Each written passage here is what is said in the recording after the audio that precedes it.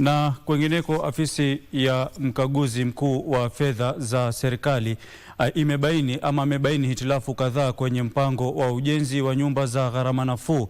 Kwenye ripoti maalum kwa kamati ya bunge kuhusu fedha za umma, afisi ya mkaguzi mkuu iliangazia changamoto za kifedha na utekelezaji ambazo hatimaye zinaweza kuathiri ufanisi wa mpango huo.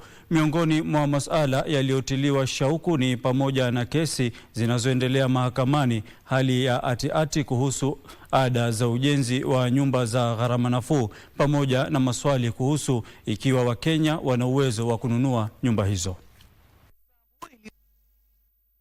Kwenye ripoti maalum ya ukaguzi wa hesabu iliyoombwa na katibu katika Wizara ya Nyumba Charles Hinga kuhusu miradi kadhaa inayoendelea ya ujenzi wa nyumba za gharama nafuu katika kaunti zote 47. You are the first accounting officer to request for a special audit.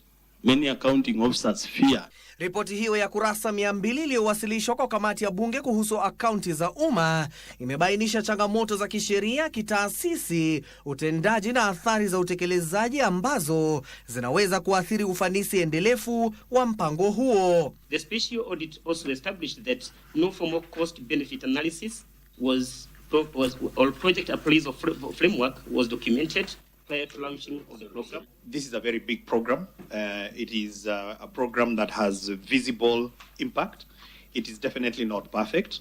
Ripoti hiyo ya ukaguzi wa hesabu pia imebainisha kuwa mpangilio wa umiliki wa mali chini ya mpango huo una tofauti kulingana na mifumo ya utoaji na hali ya umiliki wa ardhi. No formal affordability threshold analysis was provided to inform pricing or beneficiary targeting, and some planning assumption such as land readiness, private sector investment interest, and financing modalities lacked adequate documentation.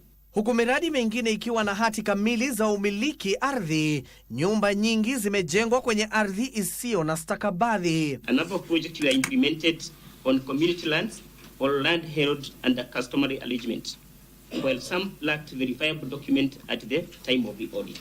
Of the 394 projects since reviewed by the board, 125 are now confirmed to hold valid land documentation, a near threefold increase from the 48 verified at the audit stage.